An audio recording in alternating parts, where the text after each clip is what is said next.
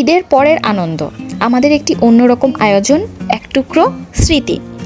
আসসালামু আলাইকুম, আমি আজমির রশিদ মিতু। কী অবস্থা, কেমন আছেন সবাই? কুরবানি ঈদের পর পরিবারের মুরব্বী, বাচ্চা, পরিবারের সবাইকে নিয়ে আমরা একত্রিত হয়েছিলাম একটি আন্তরিক ইউনিক পার্টিতে। ঈদের মূল উৎসবের পরও আনন্দ যেন থামছিলই না। সবাই মিলে কাটিয়েছি এক স্মরণীয় সময়, যার কেন্দ্রবিন্দু ছিল সুস্বাদু খাবার, হাস্যরস ও পারিবারিক উষ্ণতা। এই ইউনিক পার্টি মূল আকর্ষণ ছিল গরুর মাংসের সুগন্ধি বিরিয়ানি। গরম গরম মশলাদার বিরিয়ানির সঙ্গে সাজানো হয়েছিল নানা রকম ভর্তা।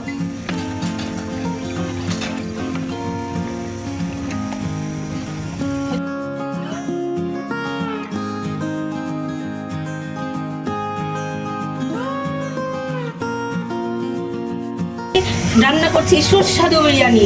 কুরবানির মাংস দিয়ে বিরিয়ানি রান্না, সেই সুস্বাদু হবে ইনশাল্লাহ। ইনশাআল্লাহ। মাকে বল। আর নানা ধরনের ভর্তা রান্না বানাইছে। হ্যাঁ, বিরিয়ানির সাথে হয়েছে নানান রকমের ভর্তা। ইনশাল্লাহ আজকে আমরা ইউনিক ধরনের একটা পার্টি করব। যেরকম বেগুন ভর্তা, ঢেঁড়স ভর্তা, কিছু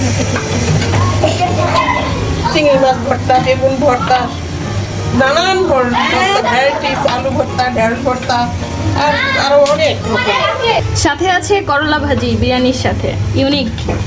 ট্রাই করেন, খুবই মজা। বেগুন ভর্তার ধোয়া ওঠা স্বাদ, ঢেঁড়স ভর্তার ঘ্রাণ আর ঝাঁঝ, চিংড়ি মাছের বিশেষ ভর্তা, সঙ্গে ছিল সেদ্ধ ডিম আর টকঝাল সালাদ। আর হ্যাঁ, এই তালিকায় বিশেষ উল্লেখযোগ্য ছিল চিংড়ি মাছ দিয়ে করলা ভাজি। করলার তিক্ততার সঙ্গে চিংড়ির মিষ্টি নোনতা স্বাদের এক অসাধারণ মেলবন্ধন, যা সবার প্রশংসা কুড়িয়েছে।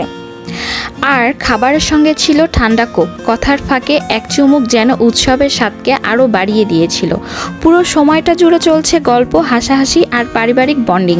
যেন উৎসব শেষ হলেও আমাদের আনন্দের কোনো শেষ নেই। আমাদের এই ভিন্ন রকম আয়োজন আপনাদের কাছে কেমন লেগেছে? একটু অদ্ভুত তো লাগারই কথা। আপনাদের মতামত অবশ্যই কমেন্ট করে জানাবেন।